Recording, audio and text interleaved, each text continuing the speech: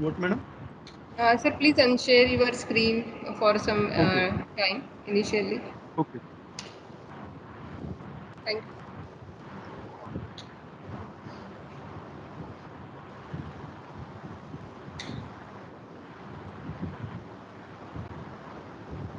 Praveen, sir, please share your screen.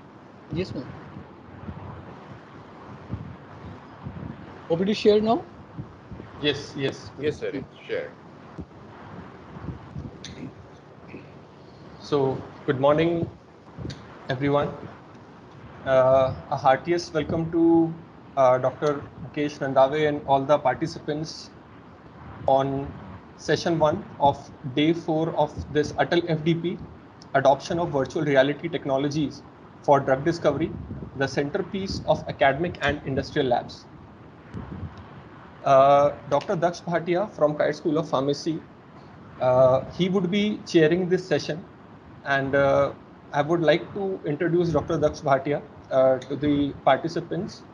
So Dr. Daksh Bhatia is working as an associate professor in Kite School of Pharmacy, and he has more than a decade of association with the Kite School of Pharmacy.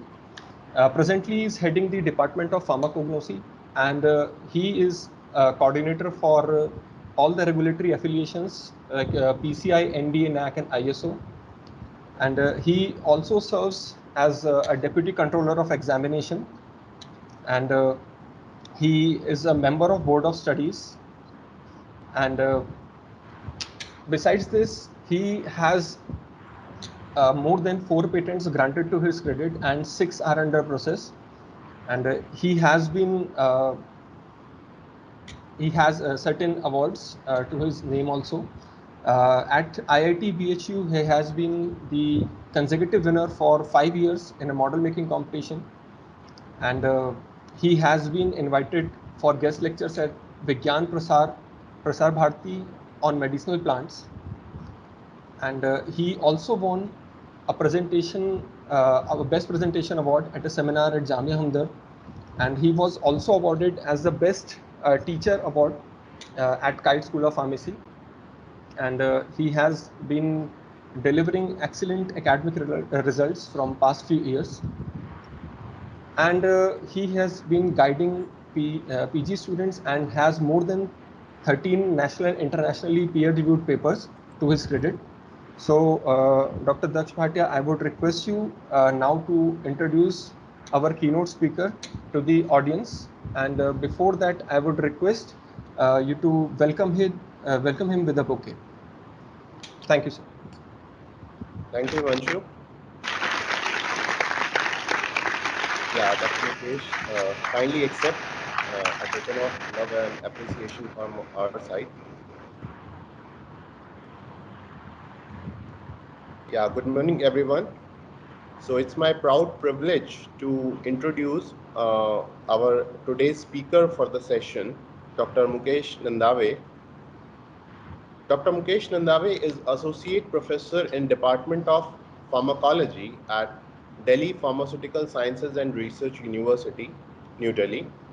Dr. Nandave earned his PhD in pharmacology from AIIMS, Delhi, and received his postdoctoral training from the Division of Cardiothoracic Surgery, the Ohio State University Medical Center, Columbus, USA.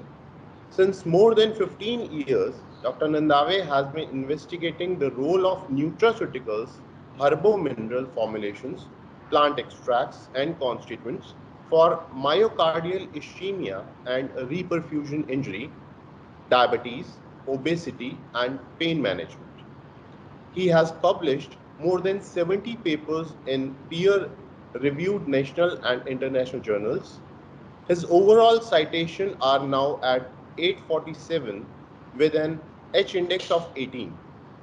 His lab received more than 2 crores total funding from government as well as industry, including Pharmazon, Dabur, Charak, Madhavbab, Sando, etc. Dr. Nandave has received numerous awards, including G. Achari Gold Medal by Indian Pharmacological Society, Association of Pharmaceutical Teachers of India, Young Pharmacy Teachers of the Year Award, the Indus Foundation's Award for Research Experience, Early Investigator Award by International Society for Heart Research, Professor Dugriwala Vishwaswaram and Professor Sri Mantula Satyanarayan Prize, Best Research Output of the Year for 2013, 14 and 15 awards of SVKM's NIMS University. Dr. Nandave is life member of various professional bodies, including International Society for Heart Research, International Academy of Cardiovascular Sciences, Indian Pharmacological Society, Indian Pharmaceutical Association, Association of Physiologists and Pharmacologists of India, Association of Pharmaceutical Teachers of India, and Society of Ethnopharmacology. Sir, it's been a pleasure having you here, and I believe that your word of wisdom and knowledge will enlighten us in the means all the audience will be enlightened with your knowledge, and this session would be fruitful for all. Thank you, sir. Over to you. Yeah, very good morning. And I'm really thankful to each one of you, and especially Dr. Bhatia for a nice elaborative introduction. Also thankful to Professor Patil, Vaishali Patil, Madam, for inviting me and giving me this opportunity to talk at this really big platform. Acknowledge AICT also that they are organizing, supporting such a wonderful events that will highlight the various happenings, updates in pharmaceutical sciences. So I'm really grateful to the whole organizing committee for this FDP at Kite Institute. As the theme is virtual reality and its applications in pharma sciences, through my presentation, I would like to take to all the audience uh, what are the various applications in education, training, and research, and also a little bit into clinical practice. So let me share the presentation so that. Yes.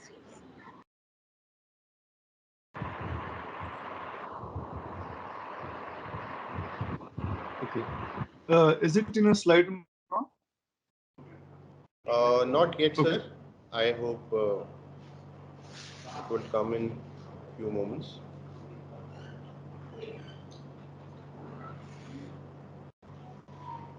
Not yet, sir. Okay. Let me. Okay.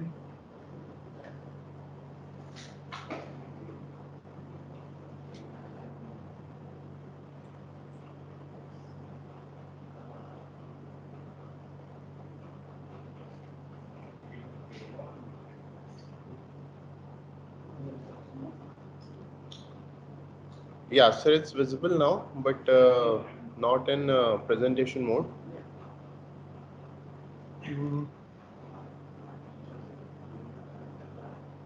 The slides are moving.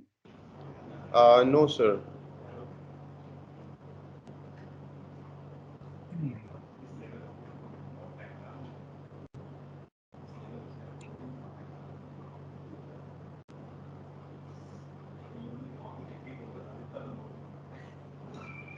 Okay. Now. Yes, sir. Now it's visible, sir. Okay. Great. So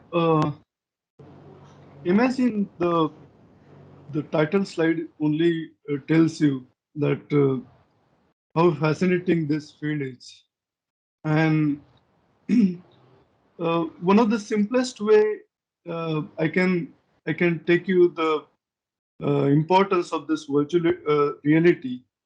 That imagine the patient is COVID positive, and also diabetic, and not able to see the doctor because doctor is again taking precaution. Patient has to take a precaution, but yes, simultaneously diabetes has to be taken care. So imagine that patient is wearing the VR box and with the high speed internet, patient can see the doctor, his doctor, her doctor, actually in front of the eyes, and the doctor is actually talking that what are the things um happening to the patient, or what how the patient can take care of the diabetes, control the sugar, manage the physical activity, and manage the prescribed medicines. So it's a nearly equal to going to the patient, going to the doctor and to the doctor's clinic. So this reality can be achieved through virtual reality. So this virtual reality makes more sense uh, after COVID pandemic because physical presence is not much required now. But yes, sometimes where the specific clinical technical skill is required, then yes, one-on-one direct offline interaction is must. But yes, to most of the extent, we can do things by virtual reality. Yeah, the way I explain is not actually what you call reality, even to maybe 50% in India. Why? Because people are not aware that what is virtual reality. People are not maybe receptive. Okay, so this is just one example where virtual reality can play important role, make more difference when we accept this technology uh, approach in pharma care, medical care, and research. So through my presentation, I'll be talking about digital technologies which are used in healthcare, and then little bit introduction about the virtual reality and how different terminologies are defined. Then, what is the status of virtual reality in medical care and pharmaceutical care? And then, how it actually works? Is application in education, training, and then little bit about what are the barriers we can face maybe in present or in the future. So, if you see, every medical device is reinvented. So if you see at the top, you have bulky blood pressure monitor, or you can say uh, blood pressure measuring instrument. And then at the bottom, you can see very portable, very customized, personalized, handy kind of blood pressure monitor that is continuously measuring the blood pressure, maybe at the interval of 15 minutes, half an hour, as per your requirement. Okay, so this is one transition. Another at the bottom, that is a blood sugar measurement. Now earlier, doctor used to tell that diabetic patient has to measure the blood sugar at least once in a day, maybe once in a week, depends upon the requirement. If the patient needs a tight control, then patient has to measure the blood sugar more often. Okay, but then continuous glucose monitors solve that problem also. Okay, and I will be talking about the evolution of what you call blood glucose sensors. But yes, this is just to inform that yes, we have again advanced sensors for measuring the blood glucose. Now then you have the inhaler, okay, and this is the metered inhaler. You can exactly measure the dose of maybe beta 2 agonist salbutamol and all these advanced versions of salbutamol. And you can measure that how much dose is required for that particular patient. And then on the top, you have a doctor, okay, where you need to directly go to the clinic, talk to the doctor, take the counseling session, and then follow the instructions. But then, yes, the Alexa, Google Alexa, or you can say that what is your question, and then Alexa will answer you. Okay, so to some extent, the doctor, nurse, maybe the healthcare professional is what you call replaced to some extent. So this is what you call continuous reinvention of medical devices and tools and technologies for management of health. Then, if you talk about the small chips, okay, where each and every information, for example, in 2017, what was your blood sugar? What was your what you call HbA1c? If the patient carried out any surgery, major, minor, whatever, what were the complications? Which anesthesia was used? What was the treatment received? That everything can be what you call stored into this medical ID chip, okay, and then you have to only scan it and all the details are given to the your treating doctor, so you don't have to carry your bulky files, okay, case papers and prescription sheets. So that is again possible. Then you have the continuous monitoring of your vital parameters, pulse rate, blood pressure, blood sugar, everything, okay. So this is what the new era of medical wearables. And the simplest form is what your the wrist band, okay, which also helps you to monitor your vital parameters when you are sleeping, when you are working out, when you are reading or whatever, okay. So how the different activity changes your vital parameters, you can monitor by this wristband. Then this is another, the compilation, okay, that compilation of different devices and then what you call helping to complete treatment and management of the patient. So digital systems are not just measuring the physical parameters of our health. New methods are also developed and that allow us analyze us the different parameters. Okay. For example, features of cognition and emotional status. Okay. So cognition and emotional status can be again measured by different what you call uh, apps, different what you call devices.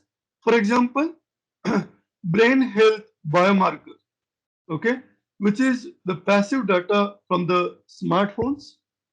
Then voice analytics as a biomarker of depression. Okay, so patient is speaking, doctor is on the another side. So what is the tone? What are the what you call emotions? Affect.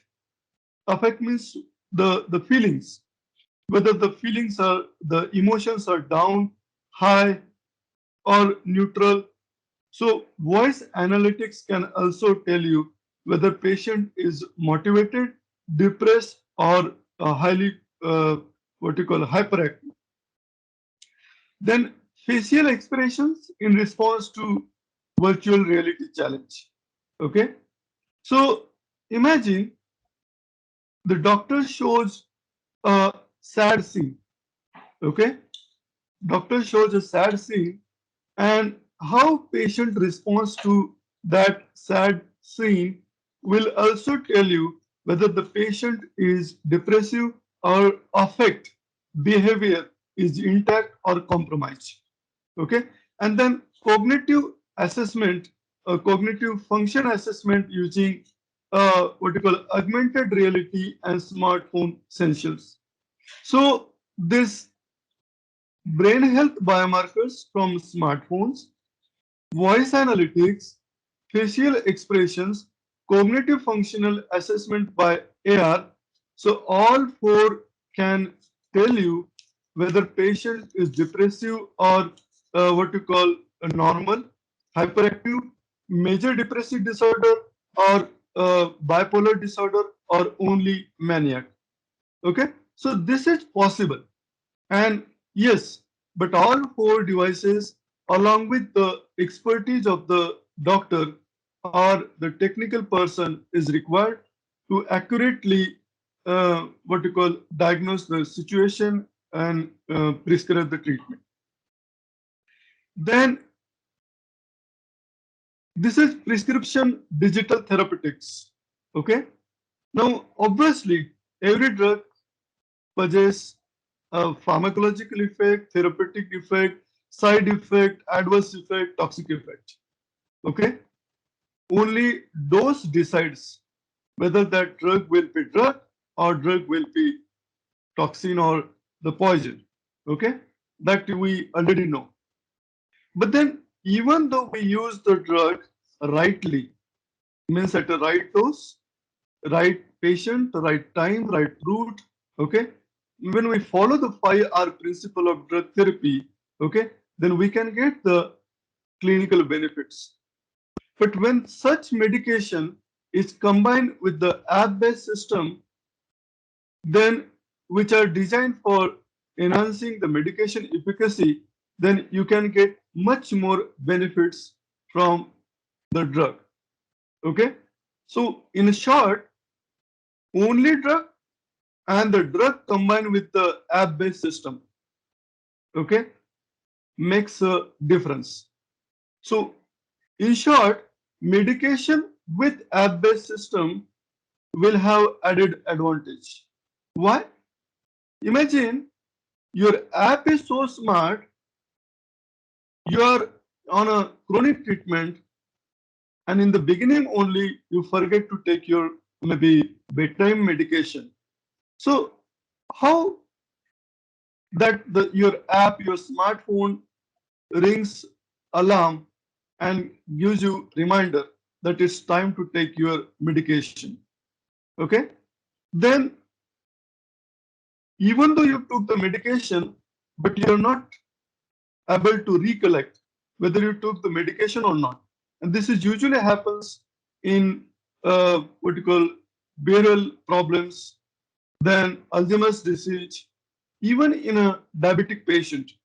Okay, because diabetic patient has to take so many medications, insulin therapy and all these medications, then patient may forget.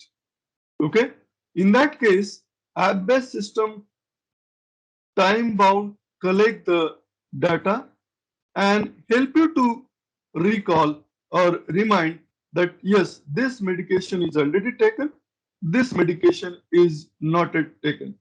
Okay, so this app-based system will also help you to enhance the benefit of the medication. Okay, then another that compliance. So the patient is taking the base drug at a base time, base dose, okay, but patient is not compliant. Then even the base drug can fail. Okay, so even this app-based system can help the patient to be more compliant. Okay, 100% compliance is always ideal or best, but yes, even more than 80% compliance is also considered as a compliance. Okay, so this is what the digital prescription digital therapeutics. Now, how this prescription digital therapeutics can uh, help the patient. So, for example, combination therapy, software-based therapies have been shown to be effective as a standalone interventions. There is an incremental effectiveness when PDTs are used in combination with the standard treatment. That is what I already told. Then dose optimization. Okay, so PDTs can monitor the toxicity, personalize the treatment, and can leverage the sensor data.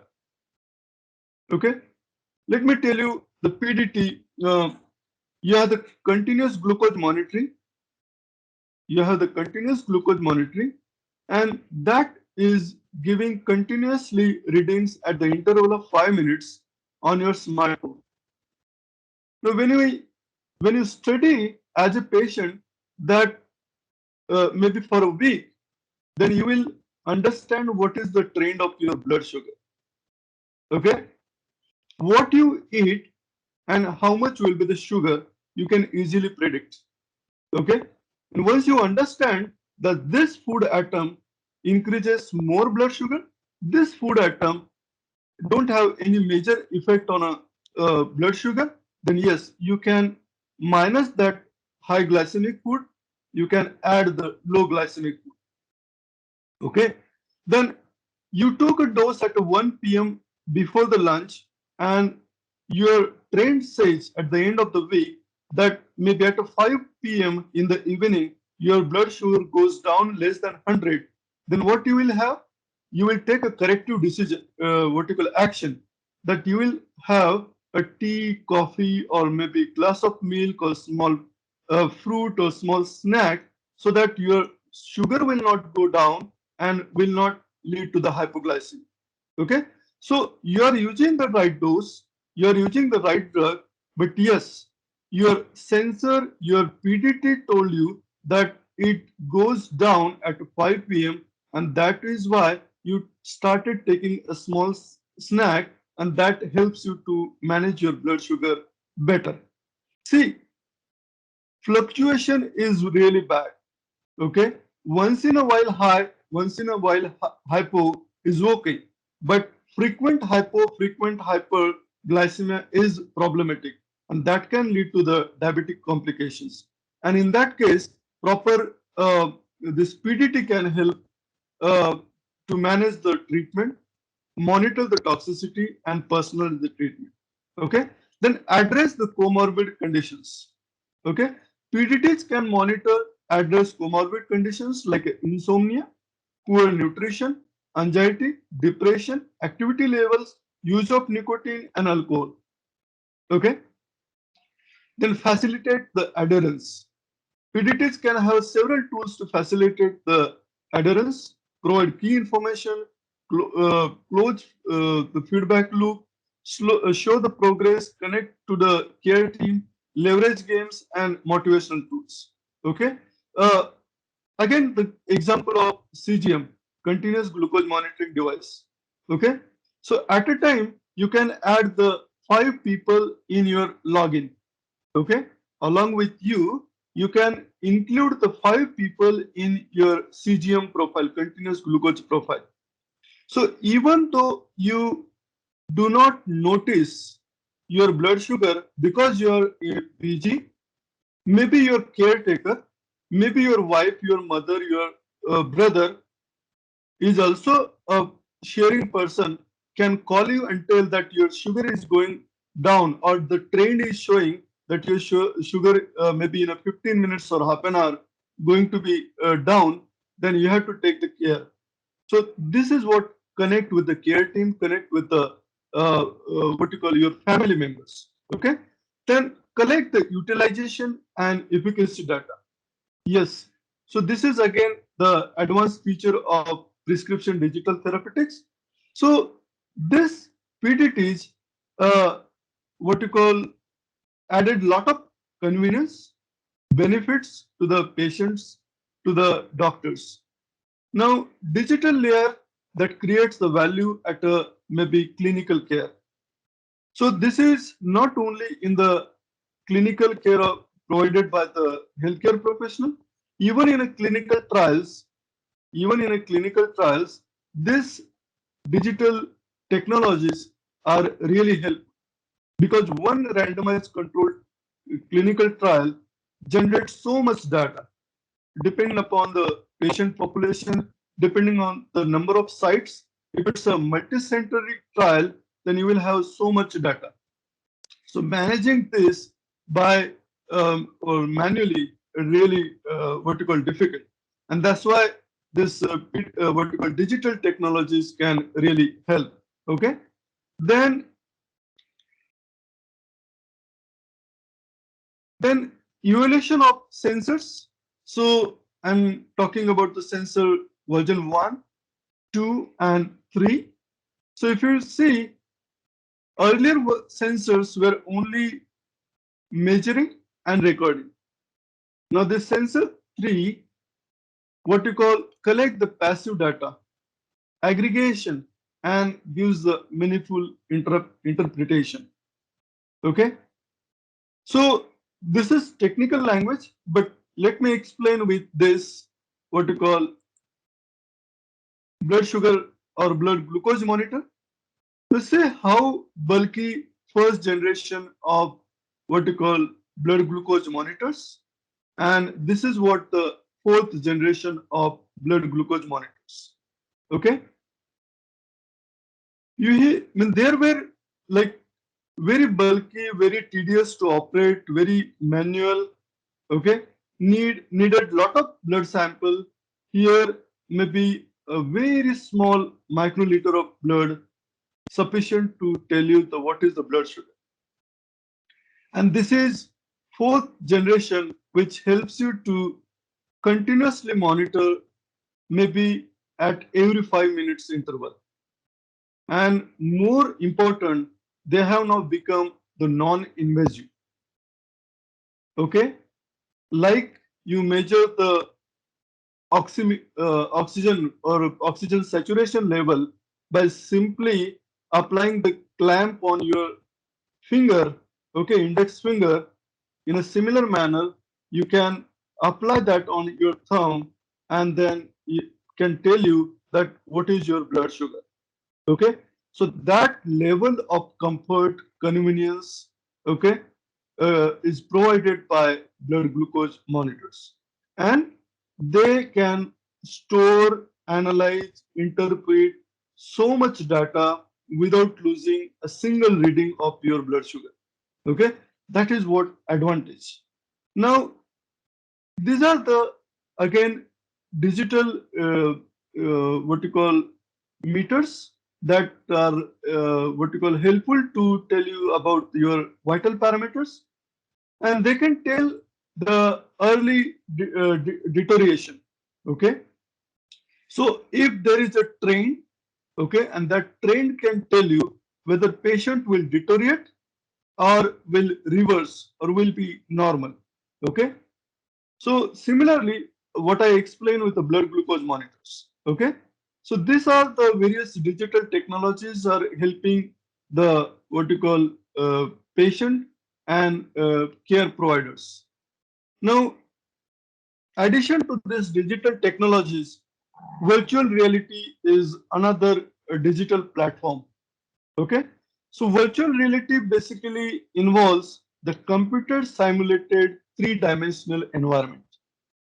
Okay, computer simulated three-dimensional environment that creates the immersive artificial world. Okay, so if you want to what you call simple example. Okay, earlier when you have to issue a driving license, okay, you have to what you call join the class, motor training or driving school. That person used to teach how to what you call hold the steering, then apply the gears and all these things. Okay, but now advanced situation, advanced approach is there. What is that? That you have the simulation. Okay, that you sit in a comfortable chair, you have a steering also, you wear a goggles, wear box, okay, and you exactly drive virtually like you drive on the roads. Okay, situations are also similar, that from your opposite side trucks, buses, cars are coming, maybe the what you call um, this roadblocks, okay, the narrow road mulching, everything. Okay, so exactly the real situation, you have created the virtual situation. Okay, so before actually going and sitting in a car and driving the car on the road, you can practice virtually and then move to the road and then independently drive and then go for the test and issue the license. This is similarly applicable when you want to issue the pilot, okay, airplane pilot license, okay. They also are the similar things. So similar application is there in the pharmacy, pharma sciences, for education, research, and training. Okay. So virtual reality is really big market. Okay, almost 17.25 billion US dollar in 2020 and expected to increase to 184, almost 185 US dollar billion US dollar by 2026. Okay, now we have to change our mindset. Till now, people thought of virtual reality means the gaming. Okay, that you are actually playing the game. Okay, that feel is given by virtual reality based games. Okay, but now technology has a huge potential even in healthcare, in pharmaceutical care. Okay, year on year, virtual reality is becoming a really powerful tool, and uh, and utilize at a different level of uh, patient care, then research and education. Now, significant improvements in communications, manufacturing operations, education, training, research, engagement. Now, during COVID, most of you maybe watch that. I don't remember. Then yes, it was I think Fortis Hospital that they installed the robots, and you have the patient has to interact with the robot, and everything is communicated by robot. There is no actual person or healthcare professional. Okay, and in all language, Hindi, English, and all the regional languages. Okay, so that example is again the virtual reality, that you are talking to the virtually produced or computer simulated robot, and then you're doing your things. Okay, and this showed that how it is important in COVID like situations. Okay, so significant improvements in communications, manufacturing operations, education, training, research, and engagement can be credited to virtual reality.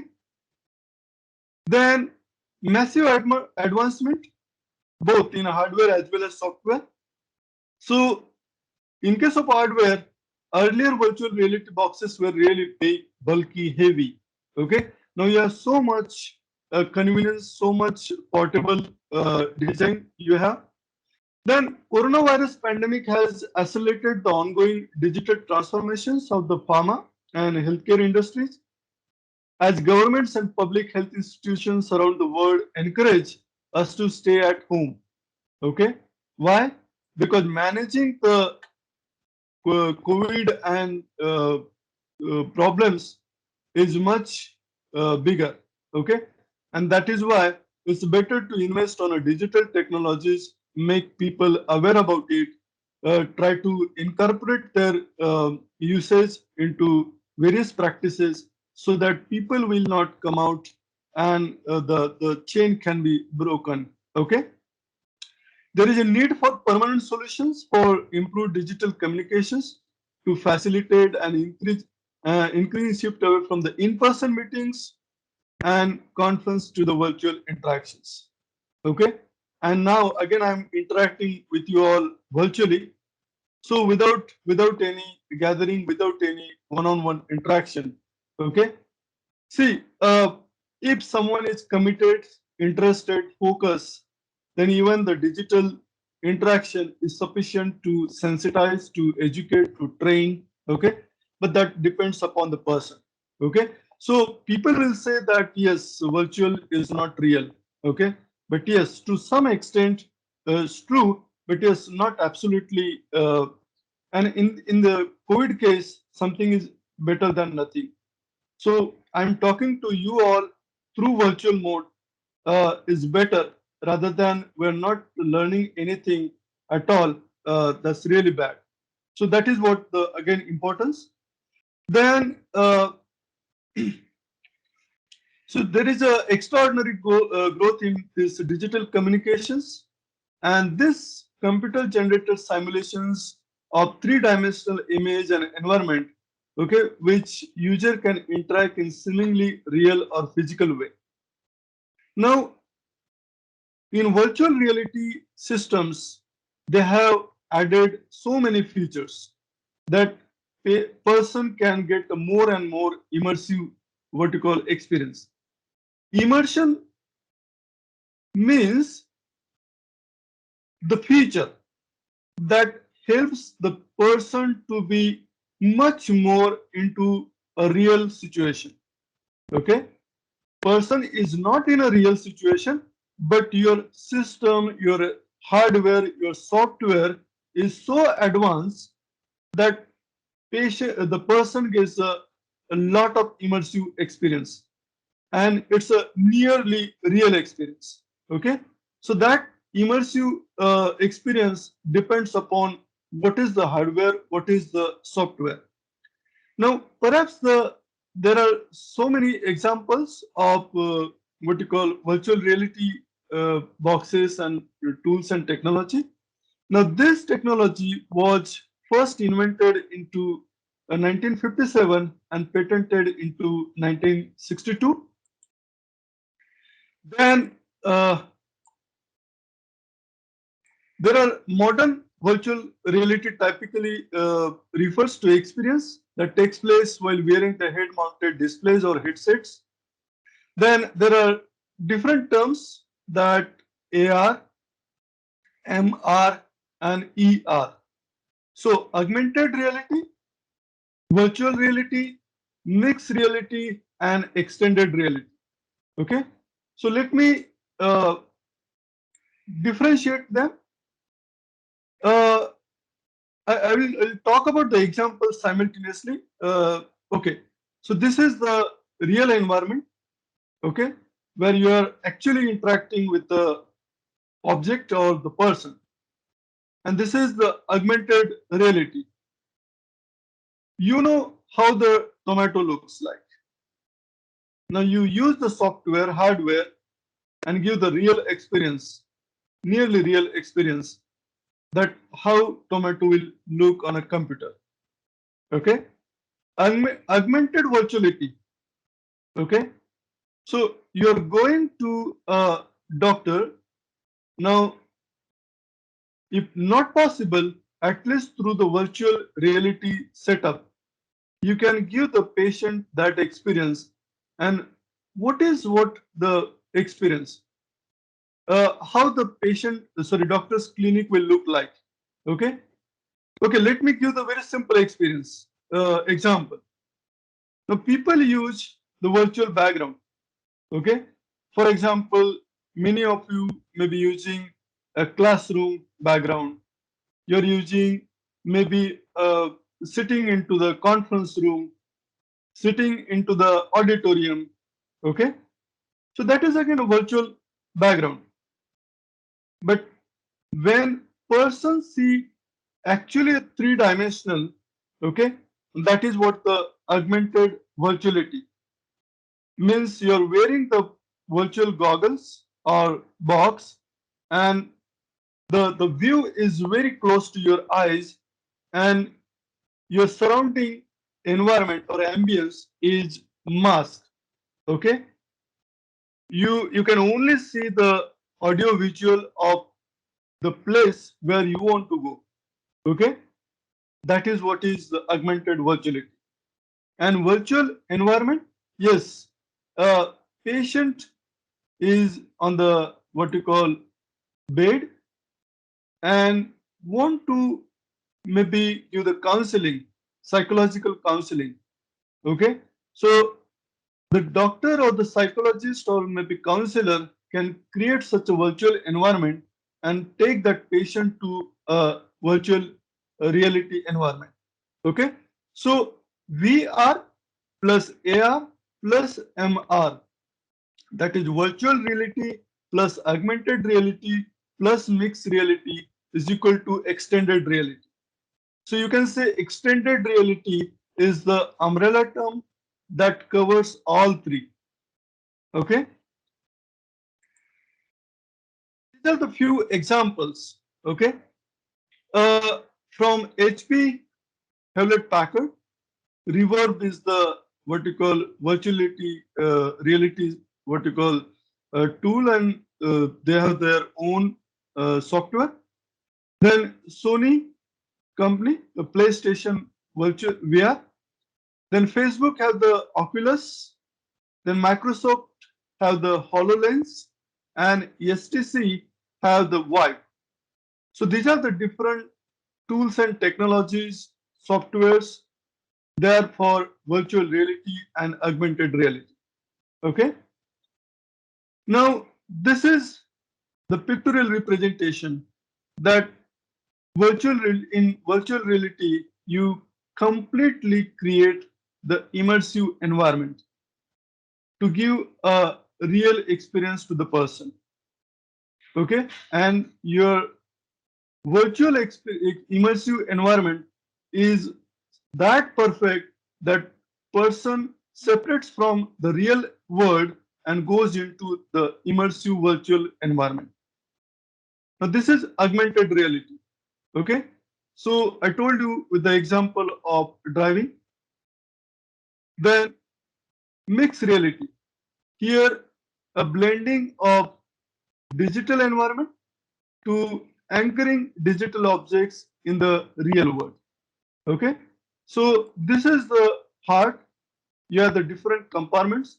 Each section is created so perfectly that you will feel that you are actually seeing the beating heart. The blood is flowing. The bicuspid and tricuspid wall is closing and opening. Blood is going from the right ventricle to the atrium to the right ventricle. Okay, so this kind of real experience you can get into the mixed reality. Then what is the adoption? So what I talk about the virtual reality, different terminologies, that is VR, AR, MR, and ER, and how they differ from each other. Now, what is the what you call adoption rate to the technology? And as usual, we always have data from US and other overseas. Okay. Now, if we talk about the timelines, okay, we actually started in 2010. Okay.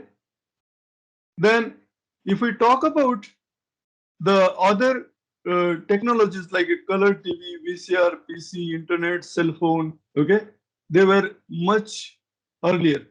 But now virtual reality maybe actually started in 2010. Okay, and we are rapidly adopting this new technology. Okay, but yes, there are some constraints which I will talk in later slides. Now, within 3 years, virtual reality will likely to be adopted by 30 million users. Okay, and within 6 years, maybe by 70 million users. Okay, and yes, this trend is showing an upward direction, and that is really a rapidly upward direction. Now, these technologies, virtual reality technologies or extended reality technologies, are huge in many areas like education and training, manufacturing, maintenance, product design, process design, healthcare, and simulation and modeling. Okay, so your bioinformatics, docking, molecular simulations, okay, these are all about the what you call applications of the virtual reality and extended reality technologies. Now, these are the various areas where these technologies are trying to be used. Then these are the various companies, startups, okay? They are investing a lot in this technology.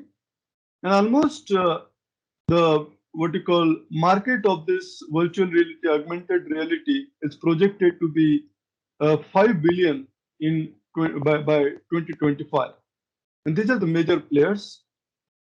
Then this virtual reality can solve so many problems. Okay, and not a small problems, bigger problems. Okay, for example, weight loss. That's a really big problem. Uh, the management of the weight loss, reducing the weight loss, or maintaining the weight loss related health diseases. Okay, the cost of managing this problem is almost 289 billion US dollar. Okay, alcoholism 223 billion US dollar. Okay, addiction, chronic pain, autism, stroke and TBI, traumatic brain injury. Okay, so these are the various problems which cost in billions of US dollars can also be solved by medical extended reality technologies. Now, how this virtual reality works? Okay, basically, virtual reality can promote the behavioral change. Okay, and yes, behavior, your brain, your feelings, okay, experience have a role. And how? You know the example of placebo. Okay, placebo has a really important role, and that is why you cannot complete the clinical trial investigation without what you call placebo arm. Okay, many times placebo arm is mandatory.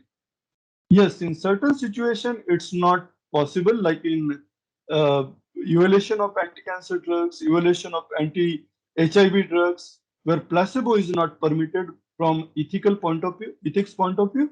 But yes, most of the time, when you want to know whether your treatment under the investigation works or not, then you have to compare with the placebo arm. Okay, so placebo is what? Is your experience, your feeling. Okay, so virtual reality can promote the behavioral change by taking the advantage of the way our brains learning and reward system functions.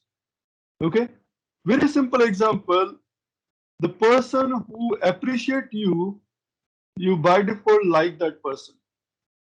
The person who criticize you, you dislike. This is human tendency. Okay, why? Because you feel good with the nice words. In a similar manner, if you go into the immersive simulated environment, you will your brain will respond in a similar manner. Okay, so virtual reality system can activate the neuroplastic change via reward center, shorten the reward feedback loop, and show the progress. And it can also leverage the mirror neuron systems.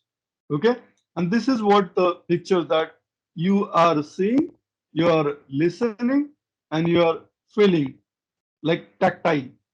Okay, tactile sensation, visual sensation, auditory sensation. Okay, and if out of all five, most of the senses are taken care, considered, then what is left then? The person has to experience the nearly real experience or situation world. Okay, and this is how this virtual reality works, and works in a real manner. Okay, now this is another picture, that novel, theater, film, games, and augmented and virtual reality. Okay, novel will take you to the situation, depends upon how is the novel writer or author. Okay, let me tell you, I'm a really fan of Chetan Bhagat, and I almost read his all the novels.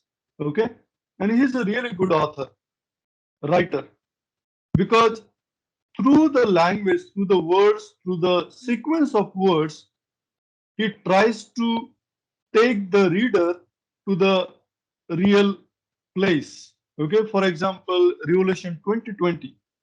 So that's a story about the what you call Varanasi and all. Okay, so whatever the incidences that is explained or the narrated in the novel, that looks real. The reader goes to that place and be a part of that place or the event. So that depends upon the author or writer. Then theater, yes, you have the 2D, 3D, okay? Then films, games, and then next comes that is augmented or virtual reality boxes and situations. So you can see the virtual reality tools. Hmm? During this pandemic time, many of us might have visited the various places in the world, tourist places, and experienced that at least virtually through the VR boxes or through the virtual videos. Okay, so this addition mechanism of impact is because of this virtual reality. Now, XR systems provide user with the immersive experience that maximize the cognitive engagement.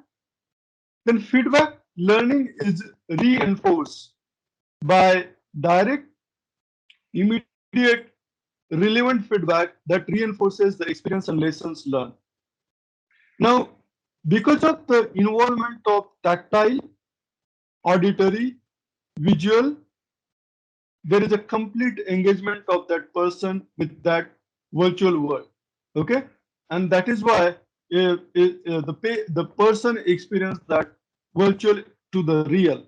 Okay, then team training also possible by virtual reality, augmented reality. So multi-user experience can provide and leverage the group skill building. Okay, cost effective. Why? Because you don't have to create the what you call infrastructure. Okay, so creating through the civil engineering and using the lot of resources, okay, is always better that you create by simulations by computers and softwares and internet. Okay, so that is what the cost effectiveness you can get by extended reality systems. Now, word for narrative storage. Research shows that virtual reality provides a superior retention. Okay, let me tell you that uh, medicinal chemistry. Okay, when you teach the medicinal chemistry by chalk and blackboard, okay, it's a time-taking, difficult process, and it depends upon the, again the teacher how best the words, expressions, language expressed by that teacher will depend upon the how much will be understood by the students. Okay, but imagine you have the virtual reality boxes. You can actually see that carbon and then hydrogen, hydroxy, carboxy groups or moieties. Okay, and how they are moving here and there, and the structure is changed, and because of that, the pharmacokinetic and pharmacodynamic properties are changed. Okay, that is in a medicinal chemistry. Okay, then in pharmacology, how the ligand molecule present in the 3D form binding to the 3D form of the receptor, and then how the schematic or the sequel of events or the secondary messenger or the signal transduction happens, and how the biological response have produced, if that is shown or explained by the virtual reality, the animated form, okay, 3D animated form, then the student will learn more. Okay, again student will remain motivated.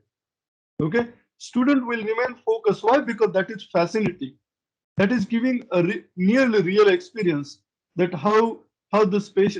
See, when we see the Ramayana, Mahabharata, okay, so Ramanand Sagar created so much perfect what you call Ramayana, that whenever you imagine how the Ram used to look, then you will always visualize Arun Govil. Okay? So that is what your brain impact. So that brain impact you can create when you use the virtual reality, augmented reality approaches or tools in teaching to the student. Okay? So that is what the research shows, that augmented and virtual reality can provide the superior retention, provide improved understanding, create the context and relevance in an effective manner, creates the empathy, okay, promotes engagement and participation, and also enhances the creation of meaning and personal relevance. Okay, so imagine you're teaching the clinical pharmacy to the students, okay, and until and unless the student goes to the hospital patient ward, inpatient ward, IPD, then student cannot imagine how the psoriasis patient looks like or systemic lupus erythematosus patient looks like. Okay, so you can what you call create that environment by means of virtual reality. So what you have to do, you have to create the such environment that you're taking through the virtual reality boxes to the students, to the patient ward, and they react, they interact with the patient. Okay, and when they react, they interact with the patient, then what will happen? The connect will be better, the empathy will be better, the experience, the retention will be better. Okay, that is why the virtual reality is really helpful in teaching, education, and training. Then academic research has indicated that virtual reality can effectively treat the wide variety of clinical problems like addiction, stroke, and post-traumatic stress disorders. Okay, then they can also helpful into the functional training. Okay, so motor driving training is also a training. In a similar manner, how to do a tableting, packaging, labeling, or how to measure the blood pressure, how to measure the blood sugar. Okay, again, this kind of training can be given by the virtual reality and augmented reality technologies. Okay, so simply explaining the procedure and explaining the procedure and what you call giving the virtual reality experience will have the added advantage. Okay, for example, taking the blood sample, ultrasonography, liver elasticity measurement, liver biopsy. Okay, so this kind of trainings can be again conducted by means of VR and AR technology. Okay, then pharmacy training, so counseling, patient counseling, then prescription, the ADR monitoring or medication error, what you call counseling. Okay, use of different equipments and tools, how to operate the RT-PCR. Okay, how to operate the UV spectrophotometer or multimode ELISA reader. That experience, that training can also be given by virtual reality. Okay, then anatomy physiology training. Okay, this is another subject. Okay, where you cannot explain all through the what you call theory. Okay, so that is why we started using the clay models, okay, or bone china models, or we use the cadavers. Okay, but yes, cadaver depository maintenance is really difficult. Okay, in fact, you know, the PCI ban of using the cadaver models.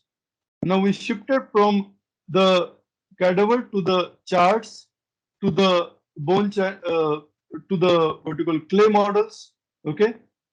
And to the next level, we can teach the anatomy physiology by means of augmented reality and virtual reality technologies, okay?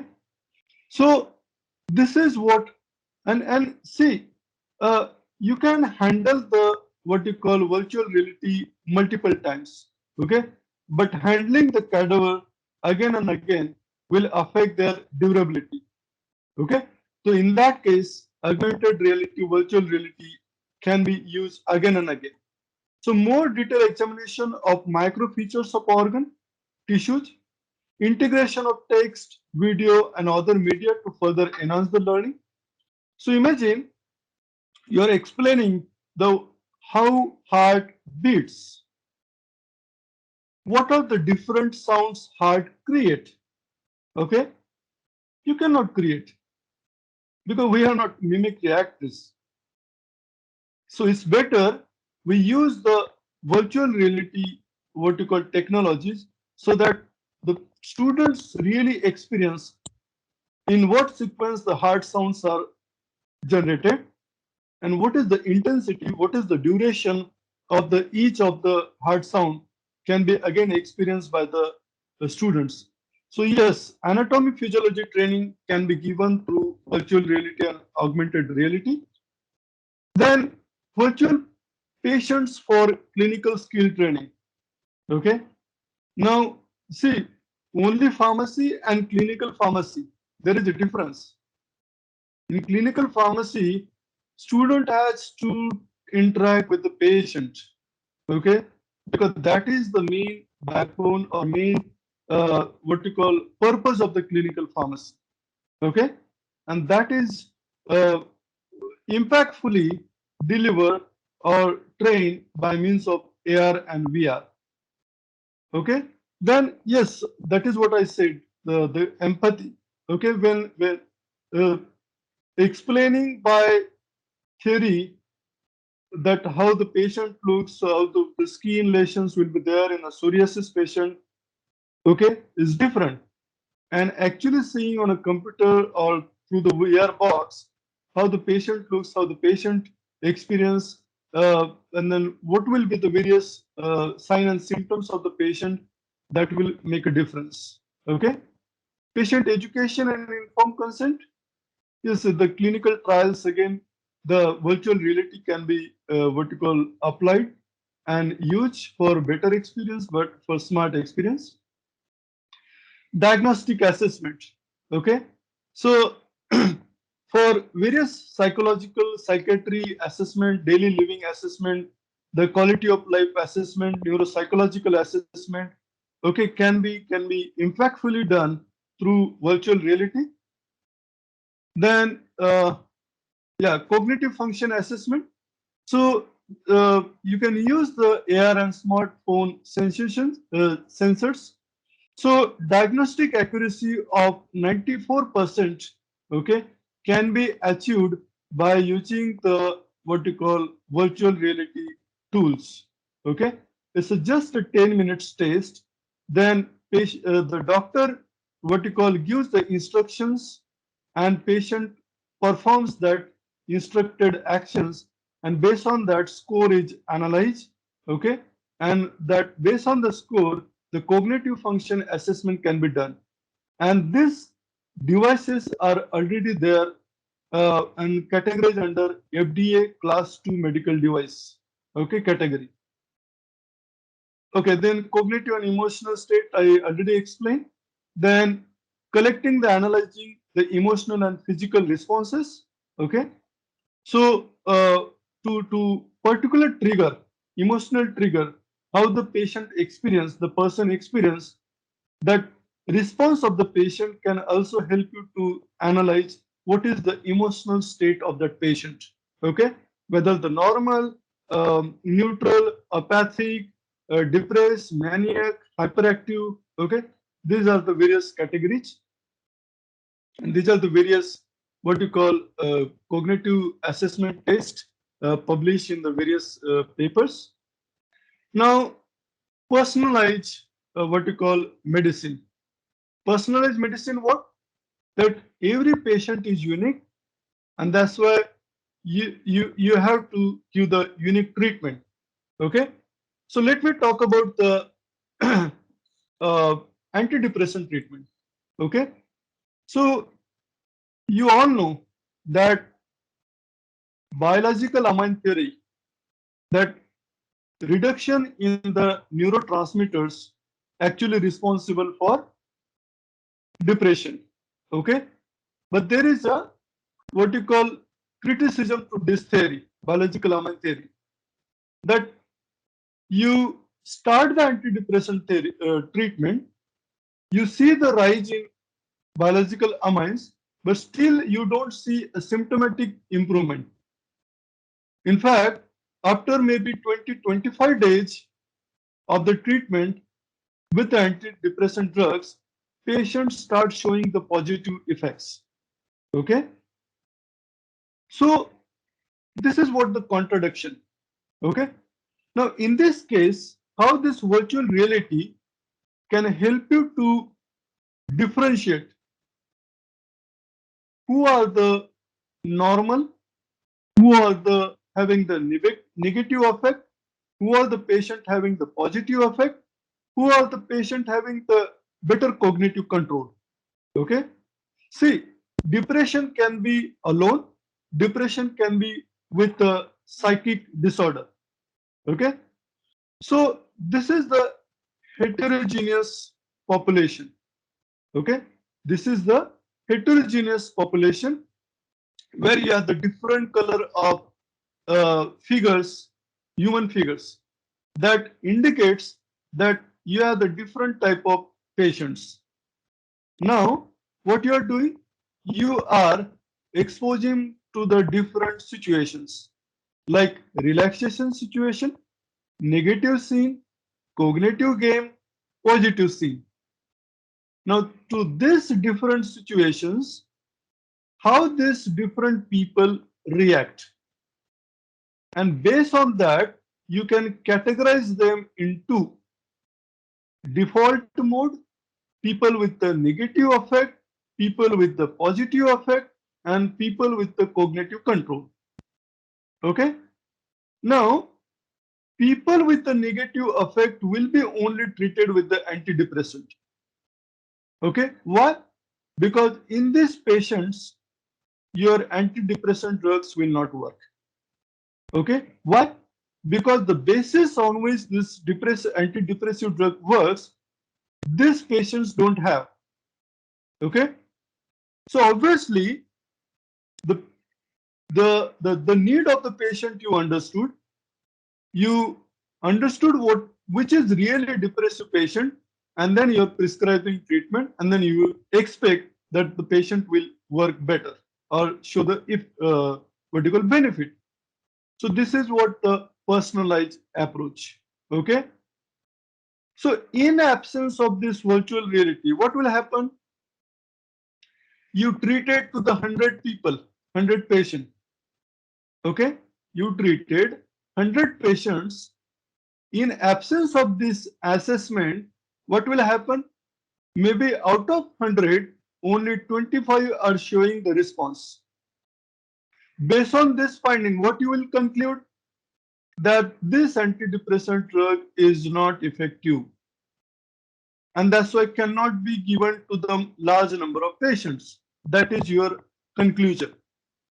Okay, but what you did here, you carried out this assessment and then found that these are the people with the negative effect, and you started the treatment with the antidepressant.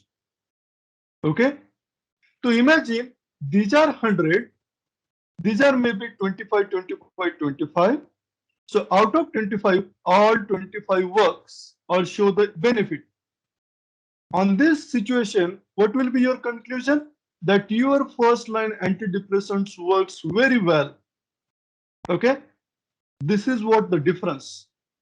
This is what the difference of virtual reality, augmented reality based assessment, and then prescription, and then concluding or interpreting the outcome. Okay, So understood, this is what the real experience. Now, improved interventions. Okay, so post-traumatic stress disorders, phobias, anxiety disorders, even the military trainings can be carried out by virtual reality and augmented reality technologies.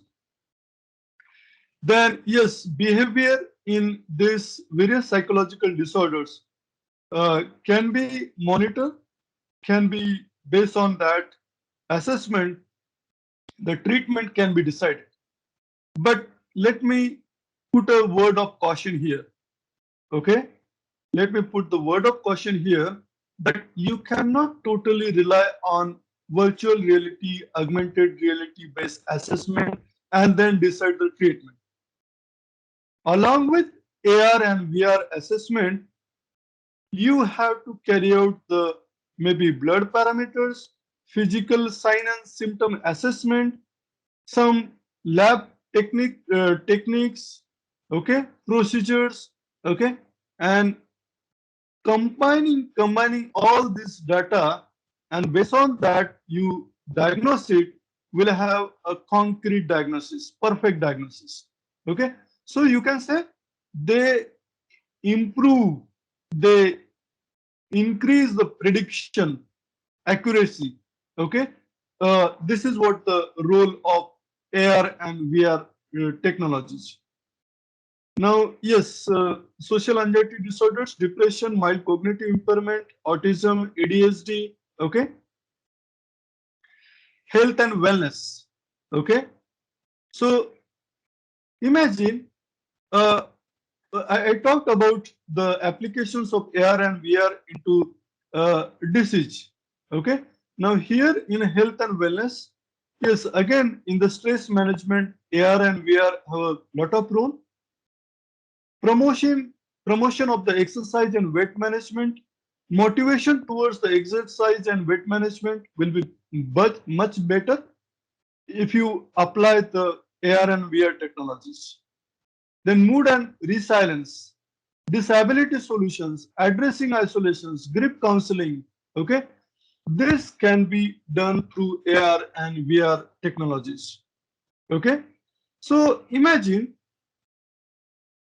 this is how I look, and if AR and VR tells me that how I will look after maybe 10, 15 years, okay, and my hairs are gone, okay, or maybe I'm wearing high power lenses, okay, or my uh, dental health is not right, okay.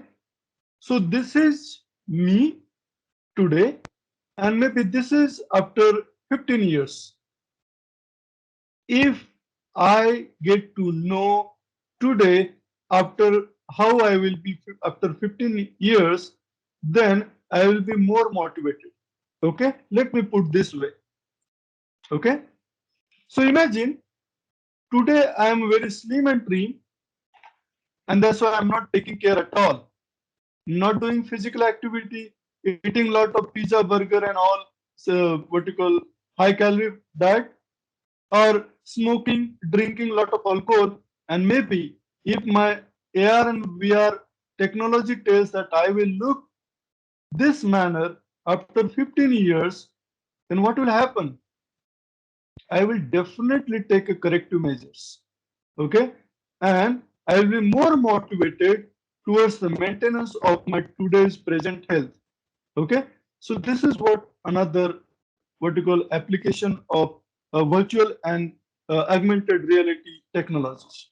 Okay, then yes, the experience with the patient by a clinician again will be better if we apply the AR and VR technologies. Now, what are the various constraints in adopting these technologies?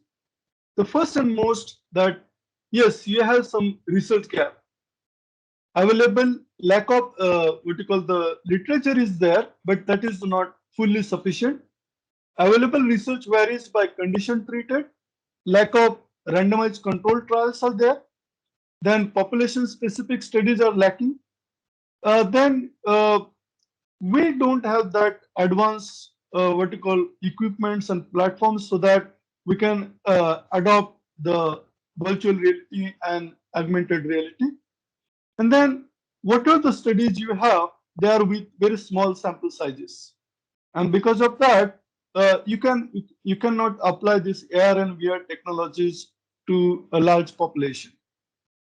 Another, that perception is not good. AR and VR means gaming. That is what is the understanding of the majority of the population. Okay. And yes, full practices, no need to attract the new patients. Okay. Evidence-based treatments are already available. What is the financial and time benefit has to be taken care, and does it interfere with the clinic workflow? Okay. Now, in case of, see, for example, you are using the virtual reality boxes, okay, in explaining the anatomy, physiological practicals to be maybe second year BPharm students, okay. So by so many VR boxes, maintaining that high-speed internet, and then maintaining the functionality of these tools and technologies is really financially maybe difficult. Okay, so these are the some constraints to adopt these technologies. And then yes, you have this key component involved, but yes, the acceptance level is not that high, and that is why we are not taking the full benefit of these technologies. Then these are the various barriers, like validation of clinical efficacy is not complete, then cost and accessibility, usability, technical capabilities, and acceptance. So these are the five major barriers. Let me explain in a brief. I will take another 5 minutes. So validation of clinical efficacy. Okay, I told you that you have the very uh, less number of studies, and whatever the studies are there available, they are with the poor study design, with the they carried out with a small sample size. They had a lack of control groups, variable technical standards. For example, one used the Google Box, another used the maybe STC, one used the Samsung. Okay, so different tools, different manufacturers, different technical features. Okay, then lack of data regarding adverse reactions, lack of focus on economic feasibility, then varying VR hardware and software, lack of data regarding long-term effects. So imagine, see, putting a VR box maybe 15 minutes, 1 hour, 2 hours possible, okay? But if you as a pharmacist open your clinical pharmacy 10 a.m. to maybe run 10 p.m. in the night till the night, wearing that boxes long term with so much brightness, clothes, weight, okay, of that box may be practically not possible. So what will be the long-term effects? So for example, you use the what you call mobile, okay, that hardly may be 100 gram, but still when you use it continuously, your fingers stiffness will be there, pain will be there, wrist what you call rigidity will be there. Okay, so these are the various problems. So what are the long-term effects of these technologies on the people they are using? Need for quantification of efficacy associated with the VR versus conventional treatment. And yes, if you run the clinical pharmacy through the virtual mode, then yes, you have to create the virtual pharmacy also. Okay. Cost and accessibility. Yes, I told you already that rapid obsolescence of the VR equipment. IT is the fastest changing field. Okay. Now, you have so many what you call softwares and iOS system, and then technologies. Okay, every day you have the i3, i5, i10, i7. Okay, so these are the various problems, and uh, once you see advanced version, the old version uh, don't support the various features. Okay, then usability, yes, technical glitches. Now, just before my talk, I was not able to show my slideshow. Okay, slides in the slideshow mode. That is the technical glitch. But yes, we rework, we join in advance, practice it, took a mock, okay, and then we solved it. But yes, technical glitches and malfunctions will always be there. Now, so that's a realistic situation. Then dizziness, headache, nausea, eye strain. These are the various problems which I already told. Then limited exposure to reduce the adverse effects, wet and bulkiness of these boxes. Difficulty interacting with the virtual reality interface. Now, somewhere I heard that those actors work continuously, maybe in a serials. That serials with having maybe 500, 100 episodes. They're working since years continuously. So what happens? That actor or actress started believing that he or she is that character which he or she played into that serial. Okay, and separating the role in the serial and role into the real world or the actually into the family, the differentiation may be difficult. So such kind of difficulty interacting from virtual world to the real world may happen. Okay, then these are the various problems. Then tripping hazard created by virtual reality equipment, lack of computer or video game literacy. Yes, that is again possibility. Need for dedicated space interferes with the usability of the environment. Potential for interference by pets and children. Interference of virtual reality with the other electronic equipments. Calibration of virtual equipments is easily disturbed. So these are the technical problems, and these are the capabilities. Okay, then acceptance, again, that is the problem. Okay, patient discouragement from the confusion, discomfort, difficulty in operating the VR equipment. Now, these are the various things, and in summary, uh, current technologies and concepts are founded more than 30 years of research and development. Uh, Continuous improvement in what you call technology, making them cost effective, accessible, and that's why affordable. And these are currently used in prevention, evaluation, treatment, chronic disease management, education, research, drug discovery. Okay, and that is why on the horizon you have the enhanced, ubiquitous, informative, and integrated vertical experience, and we should be ready to accept it. Okay, so that is what the my key message. Thank you so much to all of you for patience listening, and if any doubt or question, I'll be most happy to answer. Thank you. Thank you so much, sir. The talk was really very interesting, and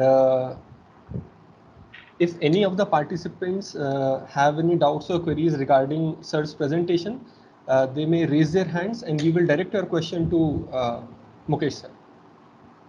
Anyone?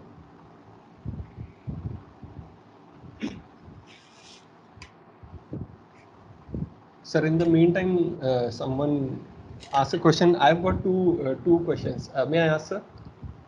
Yes. Sir, in the beginning of your lecture, you told us about the chip implants that will hold a patient's all the medical history, and that chip can be scanned, and all the medical history will be retrieved by the doctor itself. Yes. So there would be no requirement of carrying all the prescriptions and diagnostic reports. Yes. Right, sir. Sir, but my question is that since we are hearing a lot about this data hacking, so Yeah, would it, privacy. yes, data privacy, and Yes. all the hackers are doing all that thing.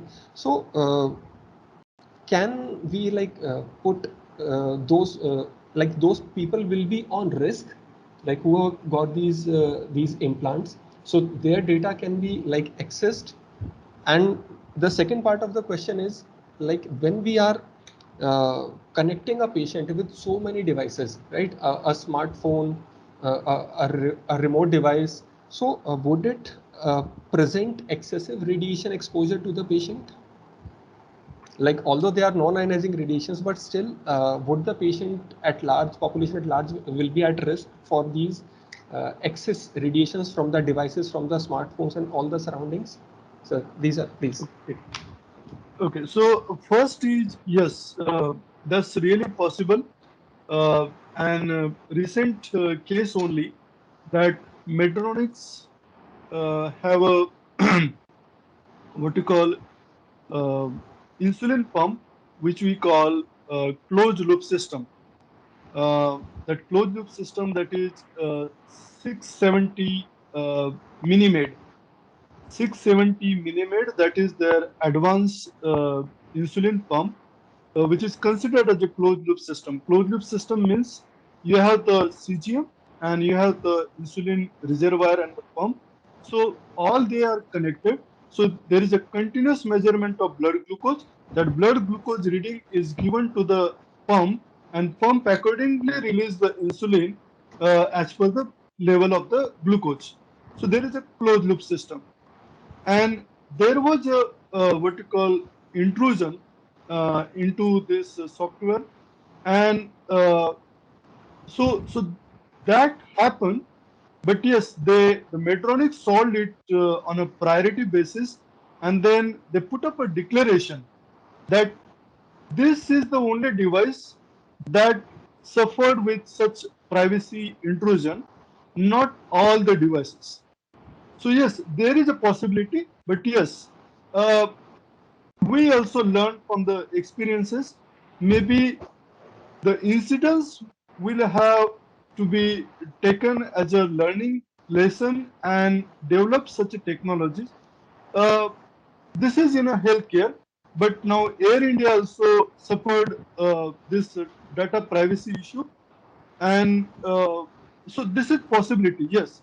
But yes, advanced development, maybe advanced security features, uh, that is what is the only solution. And then yes, you are rightly said, but integrating into the one software, one what you call app, is the possibility. For example, uh, this closed loop system can be managed only by what you call one smartphone. Okay, so you don't have to apply use the multiple cell phones. But yes, this closed loop system, where the CGM is there and then insulin pump is there, so they are connected through the Bluetooth.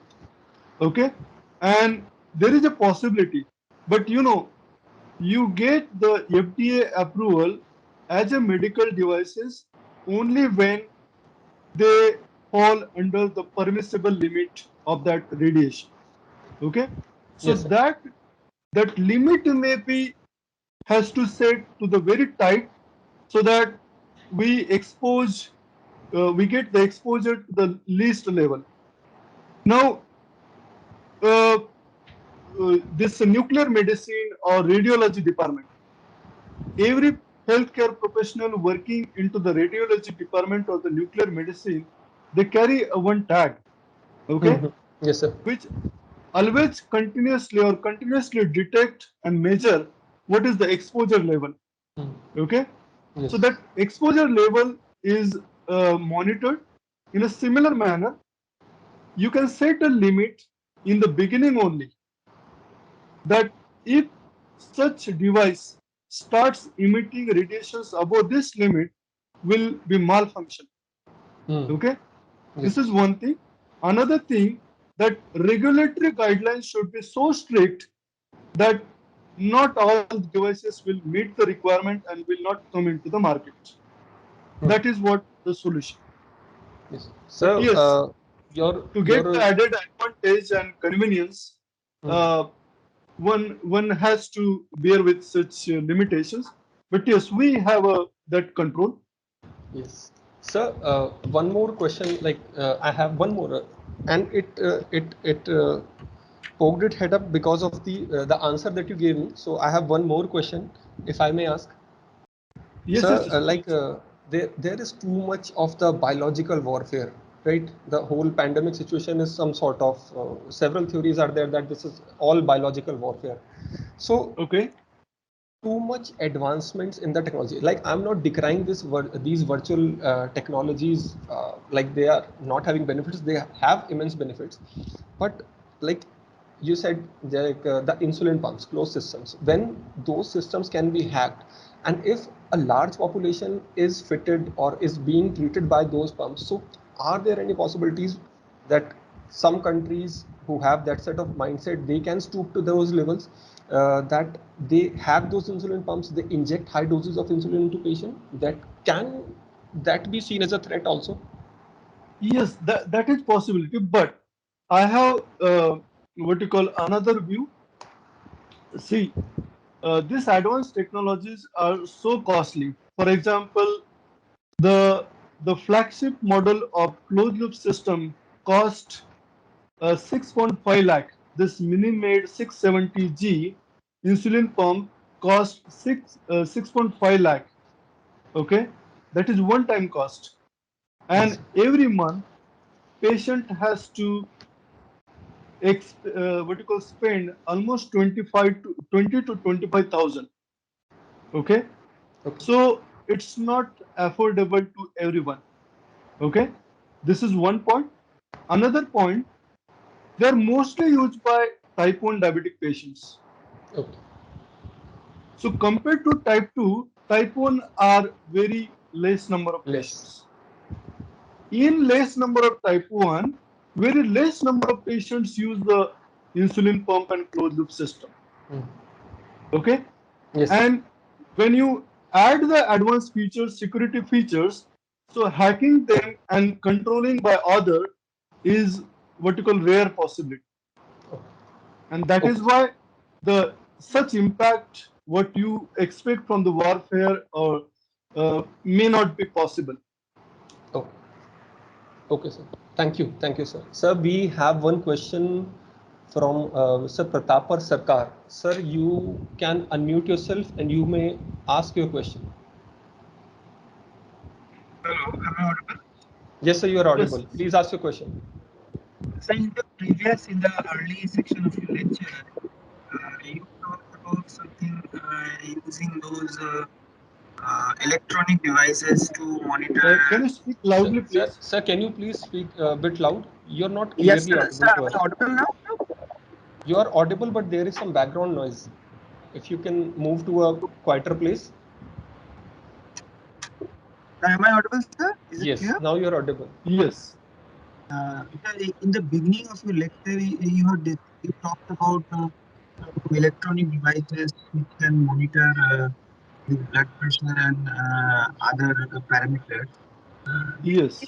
How much accuracy it would be? Like in earlier days, the doctors used to have those mercury blood pressure, which has a lot of accuracy. Now with the those machines which come, and that is also very costly, mercury and all. But now very cheap devices, all this come electronic, one can use at home, and all these oximeter and other parameters. Do you think uh, how much accuracy is it? Like, does it monitor the real pressure, real oxygen? Because ultimately, if it is not, then it is a very bad situation, right? For the patient, for the doctors, for the community, because we will be having a belief that yes, this is the pressure, and actually the pressure is not that. This is the oxygen level, but actually the oxygen level is not that. So Okay. how can that be rectified? I got your point, but let me tell you, any medical device gets a regulatory approval only when that meets a certain requirements. Okay, so obviously the clinical evaluation is always done for medical devices as well. There are equal what you call and same rules and regulations are applicable like a small drugs and biological drugs. Okay, so there is a high possibility that the equipment which you are using will give a accurate reading. Okay, in fact, they have a inbuilt program. For example, you take a Omron or other blood pressure, digital blood pressure monitors. They automatically measure the blood pressure maybe 3 times, 5 times, and give you the average of that. Okay, so giving that average reduces the error. Okay, and it is already done that measuring the blood pressure by conventional method and by this digital blood pressure monitors, when they meet multiple times requirement, then and then only they are approved as a medical device. Okay, so regulatory angle is already taken care before approving it for a clinical use. So there is no question that they will not give real. Yes, your calibration has to be done. For example, when you use the continuous glucose monitoring device that is by Roche, then Medtronic, then what you call Dexcom, then Tandem. There are so many continuous glucose monitoring devices. So they have different requirements. So if I take the example of Medtronic, every 12 hours you have to measure the fingertip blood drop method, put that reading into your smartphone and calibrate your sensor. Okay, if you don't do that calibration every 12 hours, the sensor stops giving you reading on your smartphone. So this is by means of calibration, you ensure that actually blood glucose and then interstitial glucose is calibrated and reading is given to nearly equal.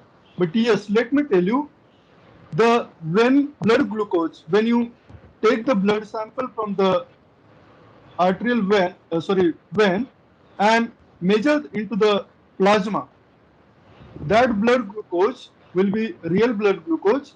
When you measure with the finger blood drop method, will be plus minus 20 milligram per deciliter. Okay, and when you measure the interstitial blood glucose by cesium, it will be again 5 to 10% variation will always be there. Okay, so to decide the treatment, to change the dose, you have to monitor and measure the blood glucose from the vein, systemic blood. Okay, but for day-to-day management, you can rely on cesium. Understood? So every device has a limitation. आप CGM के reading के basis पे dose change नहीं कर सकते, treatment change नहीं कर सकते. ओके, दिस इज द मेड्रोनिक्स का लिमिटेशन. डेक्सकॉम का जो सीजीएम है, you can use the Dexcom CGM given readings to decide the treatment, to change the dose of the treatment. There is a clear declaration given on a device. So, And yes, you are right. There may be error, but yes, calibration, handling, maintenance, everything will decide. But yes, before it comes to clinical use for patient use, it is always approved by a regulatory agency and only when it meets certain criteria. Sir, for I hope oximeter, I'm clear. yes, sir. And for oximeter, am I audible, sir? Uh-huh. Yes, sir. For oximeter, it is actually for measuring the oxygen concentration, Yes. and that is happening inside our body in a cell. And the oximeter which we put on a finger, they measure the oxygen concentration. So how is it possible that something which is happening inside a cell is can be measured outside by just putting on a finger? And everybody is using oximeter during this pandemic for monitoring oximeter, so the oxygen level. So is it some kind of sensor which is operating outside the body to monitor the Yes. oxygen inside, or because the phenomena of oxygen going inside the lungs and it is all happening inside, which we cannot see, which we cannot monitor, because then we have to put the device inside the cell. But now the oximeter is put on the hand to monitor oxygen level. How much accuracy is it? So that is what I said. Na, I gave the, see, I don't want to go into the too much technical, but I explain with the systemic blood glucose, sorry, plasma glucose, then whole blood glucose, and then interstitial blood glucose. Okay. So there is a difference. Yes, I yes. explain with the blood glucose, and technology will always be there. So this sensors, I showed that graph that earlier we used to rely on only systemic blood. Then now we don't have to inject anything, only scan it. You apply as a device on a thumb, and it will measure your. So that is infrared technology. Okay. Okay. And the major method that use the fingertip blood glucose, that use the enzyme link measurement of glucose. Okay. Yes.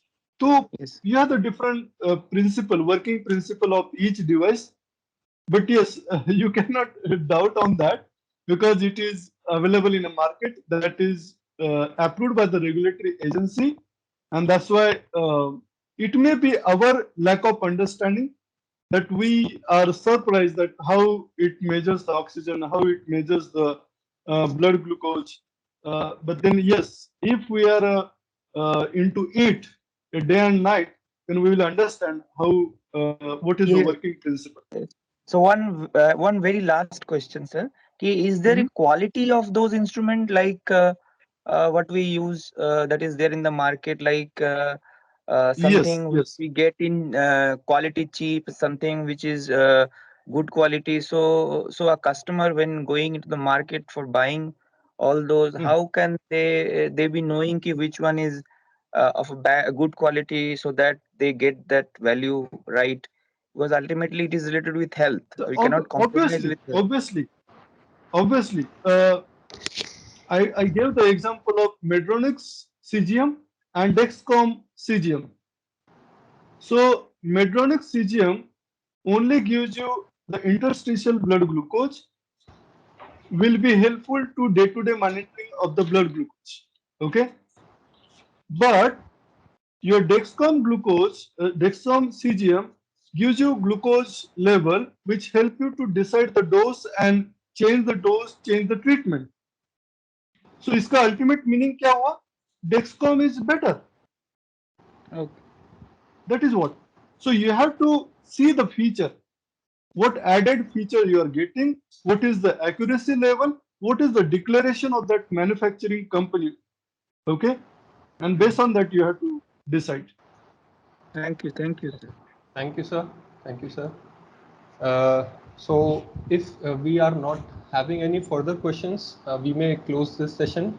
And I request Dakshar to announce the Sir, second we may session. have one last, because I think one hand is there. Ashwini Mishra, sir. Dr. Ashwini Oh, Mishra. sorry. So, I missed it.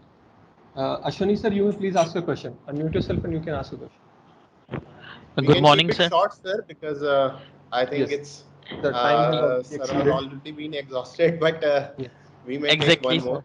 Yeah. Sir, am I Yes. audible now? Yeah. Yes, you are audible, sir. Okay, sir. First of all, thanks for such an informative session. It was really eye-opening kind of session to know the different avenues of it. There is one more thing, sir. I am actually into the profession of teaching, and every time we have to teach a student how to monitor blood pressure and all, the more we vary with the machine or probably the digital instrument, the more varying in the readings of blood pressure that appear. It depend on machine to machine. Sometimes I personally realize that it's quite better to have the conventional mode of taking blood pressure by having stethoscope and having blood pressure monitoring uh, pad on the arm and then do it in proper way, because we have seen during this COVID also, sir, there were 2 3 cases reported in the city. I live in Bhopal, where people die because of the wrong reading of oximeter. It means the oximeter was not working properly, but the reading was actually going down and down Down. because of depression and because of that shock. There are people died because of that. So as long as the matter of sophistication of things is concerned, there must be a regulatory guideline and validation protocol which should be equally implemented on these things. On the basis of that only, these things can be more reliable.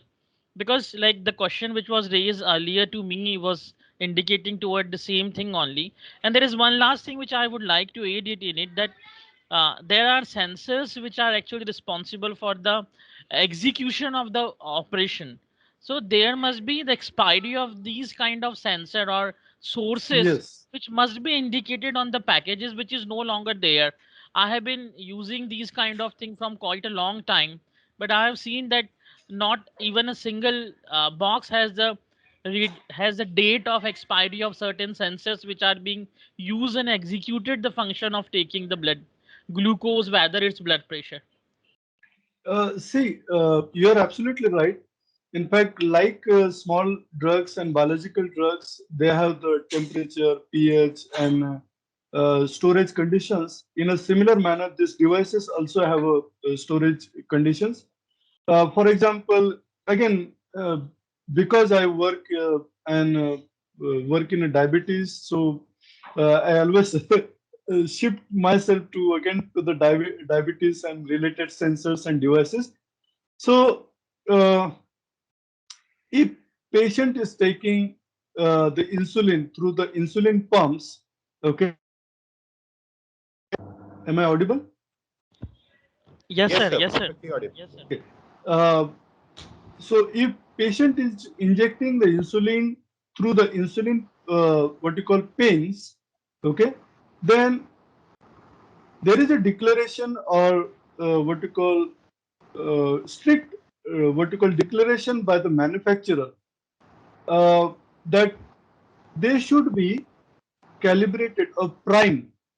The pen should be primed before every injection. Priming का मतलब क्या है? That you dial a 2 unit on the insulin pen and inject it into this needle cap. And there is a label that if dialing and injecting the 2 units of insulin, the level of the insulin should be reached to that mark. Okay, and not need to measure every time that 2 units is the to reach to the that mark or not, but yes, that insulin should be create a straight flow without any obstruction. Okay, what happens when you use the single needle maybe 2 times 3 times, there may be a blockade. Okay, and if needle is a block, what will happen?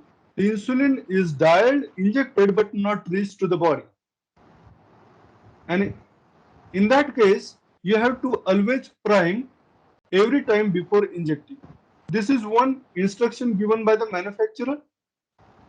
Every 2 years, you have to change the insulin pump for better functionality. Is given. In case of anything before, maybe what you call impact on that insulin pain, okay, then you have to check again the functionality. So instructions are already given. Only our non-compliance can hamper their functionality. Okay, expiry is also given. And yes, medication errors, you already know that how heparin dose should be calculated, reconstituted. This happens. In a similar manner, the pulse oximeter might be used in a wrong manner, may be expired or non-functioning at all, or maybe because of some impact or mishandling, functional loss. Okay, but when it is QC pass, that means it is able to measure what that device. So that is possibility. Hello. Yes, sir. Yes, sir. Thank you, sir. Thank you, sir. So now I would request the chair to present a certificate of appreciation and gratitude to Mukesh sir for delivering his talk. Daksha, please. Yes, sir. Sir, I heartily congratulate everyone to listen to the lecture of Dr. Mukesh, and it had been very informative. And by listening the questionnaire session, even I want to ask few questions, but since time didn't allow me. But yes, of course, sir, the session was very informative, very exhaustive information you have given, all the pros and cons of the system.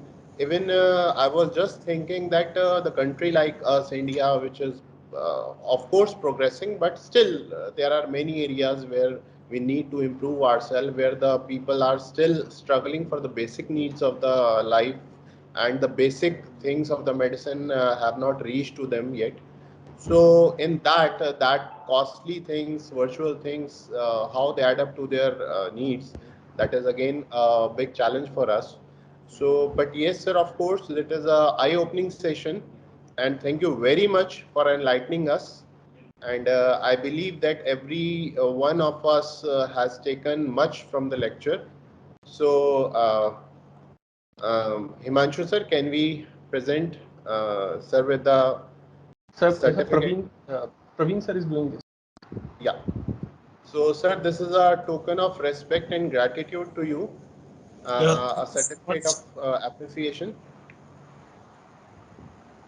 Thank you. And Very much. thank you very much, sir. Thank you very much, sir, for being here for the session.